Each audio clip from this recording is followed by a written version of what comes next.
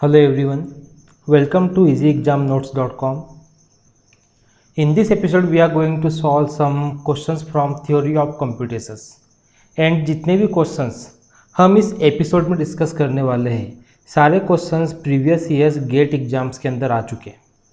So the first question here is given the language A equals to, हमें दिया है A B double A B double ए.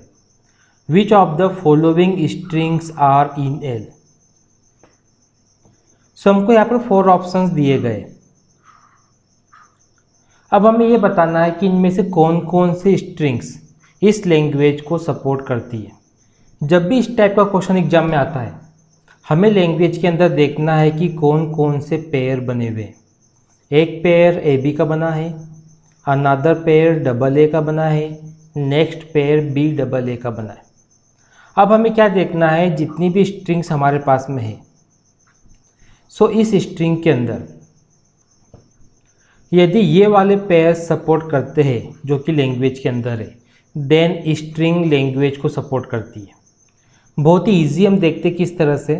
मैं first option को यहाँ से उठाता हूँ. अगर मैं लेफ्ट से स्कैन करना शुरू करूँ हमारे सामने है ए बी जो कि लैंग्वेज को सपोर्ट करता है, देन डबल ए है लैंग्वेज में है, देन बी डबल ए है ये भी लैंग्वेज के अंदर है, देन ए बी है ये भी लैंग्वेज के अंदर है, डबल ए ये भी लैंग्वेज के अंदर है. सो फर्स्ट स्ट्रिंग तो लैंग्वेज को सपोर्ट करती है. ओके अब सेकेंड देखते हैं. डबल ए लैंग्वेज के अंदर है, डबल ए लैंग्वेज के अंदर है, बी डबल ए लैंग्वेज में है, डबल ए भी लैंग्वेज के अंदर है. मीन सेकेंड स्ट्रिंग भी सपोर्ट करती है. अब थर्ड वन को देखते हैं. बी डबल ए लैंग्वेज में है, डबल ए लैंग्वेज के अंदर है, ए बी भी लैंग्वेज को सपोर्ट करती है, डबल ए भी लैंग्वेज के अंदर है, डबल ए भी लैंग्वेज के अंदर है. बट जो लास्ट वाला बी है जो सिंगल कैरेक्टर बचा है वो हमारी लैंग्वेज में नहीं है, यानी थर्ड वाली स्ट्रिंग सपोर्ट नहीं करती है. अब फोर्थ वन को देखते हैं. बी डबल ए लैंग्वेज में है, डबल ए लैंग्वेज के अंदर है, ए बी भी लैंग्वेज में है, डबल ए भी लैंग्वेज में, मीन्स फोर्थ वन भी सपोर्ट करती. तो हमारा आंसर क्या आएगा 1, 2 and 4. So option C is the correct answer. Now second question is how many sub strings of all length inclusive can be formed from a character string of length n. Assume all characters to be distinct. Prove your answer. अगर हम यहाँ पर देखें ध्यान देने वाली बात क्या है, of all length inclusive, that means यहाँ पर नल स्ट्रिंग भी इन्वॉल्व होगी. साथ ही हमको स्ट्रिंग की लेंथ यहाँ पर दी गई है n. जैसे हो सकता है किसी स्ट्रिंग के अंदर ए बी ए हो, यहाँ पर लेंथ कितनी है 3, किसी में ए और बी हो यहाँ पर लेंथ कितनी है 2, तो यहाँ पर हमें लेंथ कितनी दी गई है n. फॉर एग्जाम्पल हमारे पास दिया है ए का क्लोजर, तो इसका मीनिंग क्या है, यहाँ पर नल भी आएगा, सिंगल ए भी आ सकता है, डबल ए भी आ सकता है, ट्रिपल ए भी आ सकता है एंड सो ऑन. यानी यहाँ पर नल एक्स्ट्रा में ऐड हो रहा है, नल स्ट्रिंग. सो यहाँ पर एक फॉर्मूला है n into n plus 1/2 length को निकालने के लिए. लेकिन अगर नल स्ट्रिंग यहाँ पर इन्वॉल्व होती है तो नल स्ट्रिंग के लिए +1 भी यहाँ पर किया जाता है. लेकिन हमें यहाँ पर प्रूव भी करना है. सो मैं यहाँ पर क्या करता हूँ कि हम यहाँ पर n = 3 अज्यूम कर लेते हैं और जो स्ट्रिंग हमारे पास है और हमारे पास में स्ट्रिंग में कैरेक्टर्स है ए बी एंड सी. अब हमें बताना है how many sub strings can be form. Simple हम यहाँ पे फॉर्मूला का यूज़ कर लेते हैं. n into n plus 1/2 plus 1 का n कितना है 3. So 3 into 3 plus 1/2 plus 1. अगर हम सॉल्व करें तो सॉल्व करने पे हमें कितना मिलेगा, यहाँ पर 6 + 1 यानी हमको 7 मिलने वाला है. यानी 7 सब स्ट्रिंग्स को बनाया जा सकता है. अब किस तरीके से हम चेक कर लेते हैं. सो ए बी सी 3 कैरेक्टर्स हमारे पास में है. एक स्ट्रिंग ए बन जाएगी, सेकेंड स्ट्रिंग बी बन सकती है, थर्ड स्ट्रिंग सी बन सकती है, देन ए बी बन सकता है, देन बी सी बन सकता है, देन ए सी बन सकता है, और ABC बन सकता है। अगर मैं यहाँ पे काउंट करूँ तो 1 2 3 4 5 6 7 सब स्ट्रिंग्स को हम यहाँ पर क्रिएट कर सकते हैं। लेकिन इस फॉर्मूला को हमको याद रखना है, क्योंकि और भी ऐसे क्वेश्चंस है जहाँ पे हमको इस फॉर्मूला की ज़रूरत पड़ सकती है। Now third question, the number of sub strings of all length inclusive that can be formed from a character string of length n is. यदि हम लोग देखें तो ये क्वेश्चन प्रीवियस क्वेश्चन की तरह ही है। ओके, तो हमको यहाँ पता है कि फॉर्मूला क्या है, n into n plus one by two plus one. अगर ऑल लेंथ इंक्लूसिव नहीं होती, मीन्स यदि हम नल स्ट्रिंग को यहाँ पर इन्वॉल्व नहीं करते, उस केस में फॉर्मूला क्या बनता, n into n plus one by two, one यहाँ से हट जाता। The next question is the string 1101 does not belong to the set represented by. 4 options हमको यहाँ पर दिए गए हैं, तो इनमें से एक ऑप्शन हमारा आंसर है। एकदम सिंपल यहाँ पर देखें तो हमको 4 रेगुलर एक्सप्रेशंस दिए गए हैं, एंड इन 4 रेगुलर एक्सप्रेशंस में से ऐसा कौन सा रेगुलर एक्सप्रेशन है जिसमें 1101 नहीं आएगा। सो ये पता करने के लिए हम वन बाय वन सभी स्ट्रिंग को सॉल्व करके देखते हैं। फर्स्ट मैं ये वाली स्ट्रिंग को लेता हूँ। हमारे पास क्या है, 110 का क्लोजर 0 प्लस 1। अब इस तरीके से सॉल्व करो कि 1101 आ जाए। ट्राई करते हैं। 11 हो सकता है कि यहाँ पर 0 आ जाए, या फिर 00 आ जाए, या फिर हो सकता है कि अगर मैं यहाँ पर 0 के बाद में अगर देखूँ तो 0 प्लस 1 है, यानी सिंगल 1 यहाँ पर आ सकता है, यानी A के अंदर 1101 आ रहा है। अब हम देखते हैं B वाले ऑप्शन को। अगर मैं B में देखूँ तो हमें क्या दिया है, 0 प्लस 1 का क्लोजर 0101 1। 0 प्लस 1 का क्लोजर क्या बोलता है कि 0 भी आ सकता है, या फिर 1 भी आ सकता है, या फिर कुछ भी नहीं आ सकता है। हम ये मान के चलते हैं कि शायद इसमें 1 आ जाए, देन 0101, तो 1101 ऑप्शन बी के अंदर भी आ रहा है। ऑप्शन नंबर सी देखते हैं। अगर हम ऑप्शन सी को देखें, हमें क्या दिया है, 10 का क्लोजर 01 का क्लोजर 00 प्लस 11 का क्लोजर। एक्चुअली क्लोजर क्या होता है ये मैं एक लेक्चर वीडियो में डिस्कस कर चुका हूँ कि क्लोजर क्या होता है। ए के ऊपर स्टार है, इसका मीनिंग क्या होता है, ए के ऊपर प्लस है, इसका मीनिंग क्या होता है। ओके, यदि आपको ए के ऊपर स्टार और प्लस का मीनिंग क्लियर नहीं हो तो आप उस लेक्चर वीडियो में देख सकते हैं हमने किस तरीके से डिस्कस किया था। अब हमें क्या करना है, इस रेगुलर एक्सप्रेशन से 1101 निकाल के देखना है। अगर मैं देखूँ 10, हो सकता है कि 10 आए भी या नहीं भी आए, चलो लेके आ जाते हैं। 01 यहाँ से भी ले लेते हैं, 00 प्लस 11 तो 00 प्लस 11। अगर मैं देखूं तो 1101 यहाँ पर नहीं बन सकता ऑप्शन सी के अंदर। अब देखते हैं ऑप्शन डी को। अगर हम ऑप्शन डी के अंदर देखें, हमें यहाँ पर दिया गया है 00 प्लस 11 का क्लोजर, देन 0, देन होल का क्लोजर।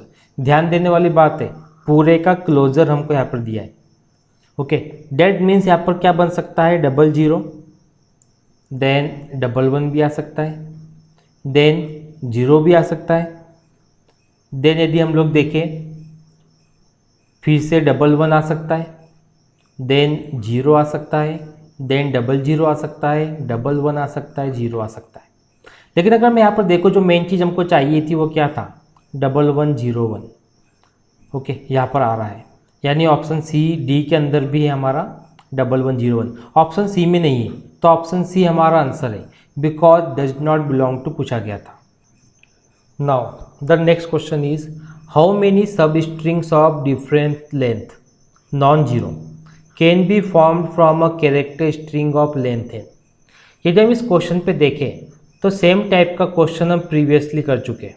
मेन चीज़ क्या है इस बार, non zero length. Okay, that means null string यहाँ पर इन्वॉल्व नहीं है। अगर नल स्ट्रिंग होती तो हमने क्या देखा था, n into n plus 1 by 2 plus 1 formula था, बट इस बार तो नल स्ट्रिंग है नहीं तो प्लस 1 यहाँ पर नहीं आएगा। तो फॉर्मूला क्या है, n into n plus 1 by 2। अगर मैं देखूँ तो ऑप्शन डी हमारे आंसर से मैच करता है, so option D is the correct answer. Now next question is which of the following definitions below generates the same language as L. L हमें क्या दिया है, x to the power n Y to the power n where n is greater and equal to 1 and 4 options हमको यहाँ पर दिए गए। Okay, these are the 4 options. So यदि हम देखें ये जो 3 ऑप्शंस दिए फर्स्ट सेकेंड थर्ड, इसमें जो फर्स्ट है मीन्स हमारा आंसर यहाँ पर क्या आने वाला है ए, बट ए क्यों आने वाला है मैं आपको यहाँ पर ये क्लियर कर देता हूँ। देखिए ध्यान क्या देना है, x to the power n है, y to the power n है, और हमें क्या दिया है, हमें यहाँ पर एक ग्रामर दी गई है। ग्रामर है कुछ इस तरीके से, हमें दिया है ई जनरेट एक्स ई वाई और एक्स वाई।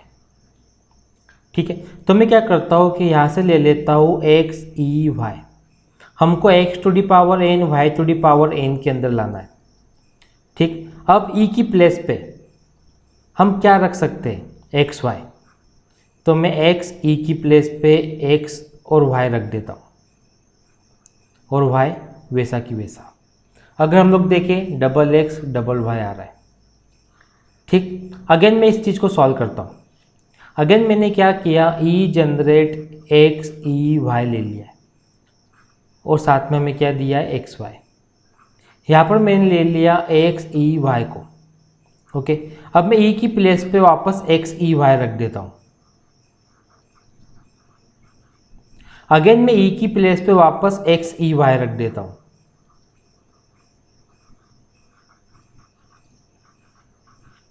अगेन मैं ई की प्लेस पे एक्स ई वाई रख देता हूँ।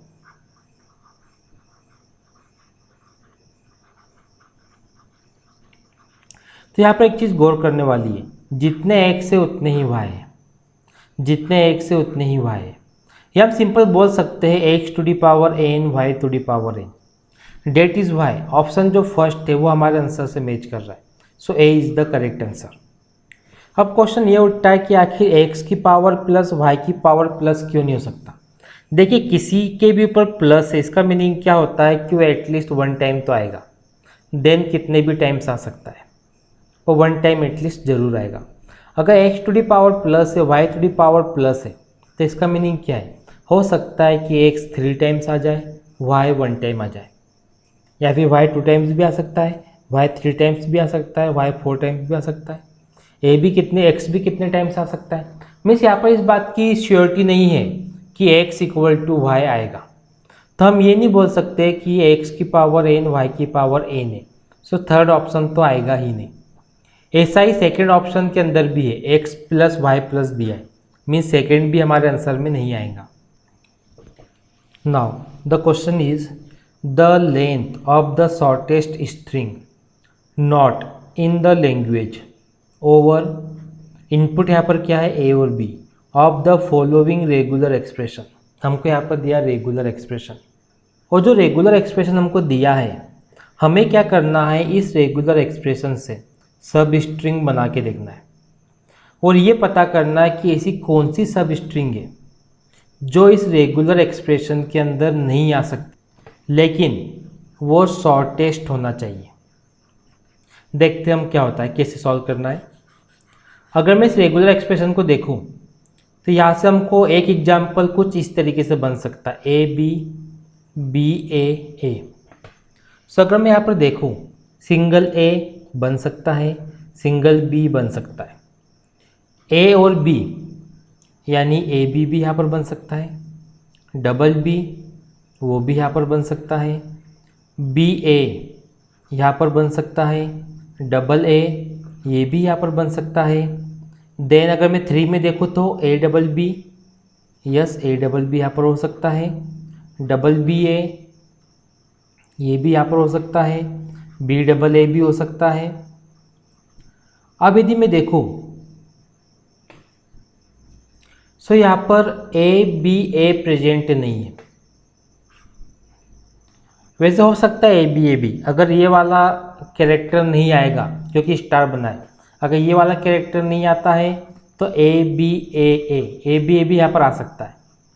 तो फिर ऐसा कौन सा स्ट्रिंग है जो नहीं आ सकता, तो वो स्ट्रिंग है BAB। ओके, BAB नहीं आ सकता इस रेगुलर एक्सप्रेशन में। डेट मीन्स अगर मैं इसकी लेंथ देखूँ, दिस इज द शॉर्टेस्ट सब string, this is the shortest string जो कि इस रेगुलर एक्सप्रेशन के अंदर नहीं आ सकता। और इसकी लेंथ कितनी है 1 2 3। सो करेक्ट आंसर यहाँ पर कितना आ गया 3। Now the next question is let R1 and R2 be regular sets defined over the alphabet then. Okay, 4 options हमारे पास में एंड 1 ऑप्शन हमारा आंसर है। फर्स्ट थिंग, यहाँ पर R1 एंड R2 दोनों ही रेगुलर सेट दिए गए हैं। और यदि हम रेगुलर सेट की बात करें तो रेगुलर सेट्स क्लॉज होते हैं। ओके, क्लॉज्ड होते हैं। अब कहाँ पे? इंटरसेक्शन में, यूनियन में और क्लीन स्टार के अंदर। सो इस ऑप्शन ए के अंदर बताया गया है R1 intersection R2 is not regular, तो ये गलत है। R1 union R2 is not regular, तो ये भी गलत है। Okay, then Kleene star minus R1 is regular. So अभी मैं इसको स्किप कर देता हूँ, डी ऑप्शन को देखता हूँ। R1 के ऊपर हमें दिया है स्टार इज़ नॉट रेगुलर, तो ये भी गलत है। अब बचा option C, that means option C हमारा आंसर है। सो हमको याद रखना है कि जो सिंबल्स है इंटरसेक्शन, यूनियन और Kleene star. Okay, now the next question is which regular expression best describes the language accepted by the non deterministic automata below. Okay, so automata means NF को यहाँ पर दिया गया है और साथ ही हमको 4 ऑप्शंस दिए गए हैं। इन 4 ऑप्शंस में से एक ऑप्शन हमारा आंसर है। सो यदि हम इस ऑटोमेटा पे देखें, इनिशियल स्टेट, ओके, यहाँ से हम स्टार्ट करते हैं रेगुलर एक्सप्रेशन बनाना। तो जो स्टेट ए से उसके ऊपर ए और बी का सेल्फ लूप दिया है, यानी ए का भी लूप है और बी का भी लूप है। तो इस केस में क्या होगा, ए प्लस बी का क्लोजर आ जाएगा। देन नेक्स्ट स्टेट यदि हम देखें तो यहाँ पर ए इनपुट जा रहा है। अगर ए इनपुट जा रहा है मीन्स यहाँ पर ए आ जाएगा। देन नेक्स्ट यदि हम देखें, नेक्स्ट स्टेट पे ए और बी जा रहा है, ए कॉमा बी जा रहा है। सो ए कॉमा बी मीन्स क्या, दैट मीन्स ए भी जा रहा है और बी भी जा रहा है। जब भी दोनों सेम स्टेट से निकलते हैं तो यहाँ पर क्या रखा जाता है, ए प्लस बी। नेक्स्ट स्टेट पे बी इनपुट जा रहा है, हमने यहाँ पर बी रख दिया। यदि हम देखें हमारे रेगुलर एक्सप्रेशन से ऑप्शन ए मैच कर रहा है, that means option A is our answer. So this was part first for theory of computation, but this is not the ending. हम यहाँ पर सेकेंड पार्ट लेकर भी आएंगे जिसमें हम और भी क्वेश्चन डिस्कस करेंगे जो प्रीवियस ईयर्स गेट एग्जामिनेशंस के अंदर आ चुके हैं। आई होप जो भी हमने पार्ट 1 में डिस्कस किया है वो आपको क्लियर हुआ होगा।